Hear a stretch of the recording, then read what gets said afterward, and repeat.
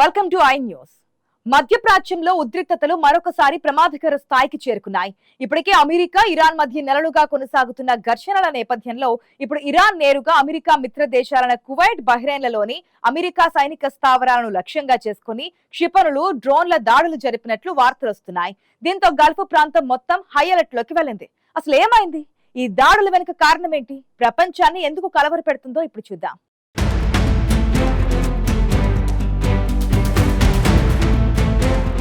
America Iran మధ్య కొనసాగుతున్న ఘర్షణల్లో మరొక కీలక పరిణామం చోటు చేసుకుంది.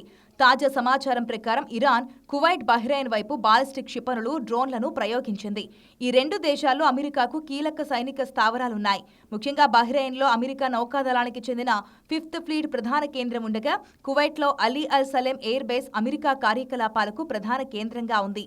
అమెరికా సెంట్రల్ కమాండ్ తెలిపిన వివరాల ప్రకారం ఇరాన్ ప్రయోగించిన చాలా క్షిపణులు, డ్రోన్లను గాల్లోనే అడ్డుకొని కూల్చివేశారు.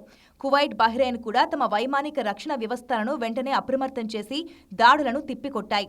పెద్ద ఎత్తున ప్రాణనష్టం జరగలేదని ప్రాథమిక సమాచారం చెబుతోంది. ఈ దాడులకు ముందు అమెరికా బలగాలు హర్ముజ్ జలసంధి ప్రాంతంలో ఇరాన్ను చెందిన డ్రోన్లను కూల్చివేయడమే కాకుండా ఇరాన్ తీర ప్రాంతంలోని రాడార్, నిఘా కేంద్రాలపై ప్రతిదాడులు జరిపాయి. దీనిని కాల్పుల విరమణ ఒప్పంద ఉల్లంఘనగా పేర్కొన్న ఇరాన్ ప్రతీకార చర్యగా కువైట్, బహ్రెయిన్లోని అమెరికా లక్ష్యాలను టార్గెట్ చేసినట్లు ప్రకటించింది. ఈ పరిణామాలతో ప్రపంచ ఇంధన మార్కెట్లు కూడా ఆందోళనకు గురయ్యాయి. ప్రపంచ చమురు సరఫరాలో అత్యంత కీలకమైన హర్ముజ్ జలసంధి ప్రాంతంలో ఉద్రిక్తతలు పెరగడం వల్ల ముడి చమురు ధరలు మళ్లీ పెరిగే అవకాశం ఉందని విశ్లేషకులు హెచ్చరిస్తున్నారు. మరోవైపు అమెరికా ప్రభుత్వం ఇరాన్పై మరింత ఆర్థిక, సైనిక ఒత్తిడి పెంచే దిశగా ఆలోచిస్తున్నట్లు సమాచారం. ఇరాన్ దాడుల వల్ల గల్ఫ్ దేశాలకు జరిగిన నష్టాన్ని అంచనా వేసి ఫ్రీజ్ చేసిన ఇరాన్ ఆస్తులను పునర్నిర్మాణానికి ఉపయోగించే ప్రతిపాదన కూడా పరిశీలనలో ఉందని వార్తలు చెబుతున్నాయి.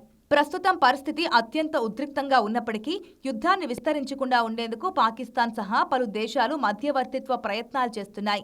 అయితే ఇరాన్, అమెరికా రెండూ తమ వైఖరిని మార్చే సూచనలు కనిపించకపోవడంతో మధ్యప్రాచ్యంలో ఉద్రిక్తతలు మరింత పెరిగే ప్రమాదముందని అంతర్జాతీయ నిపుణులు హెచ్చరిస్తున్నారు.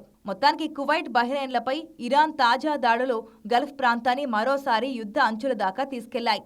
ఈ ఘర్షణలు ఎక్కడ ఆగుతాయి, లేక మరింత పెద్ద యుద్ధానికి దారి తీస్తాయా అన్నది ఇప్పుడు ప్రపంచం మొత్తం ఆసక్తిగా గమనిస్తోంది.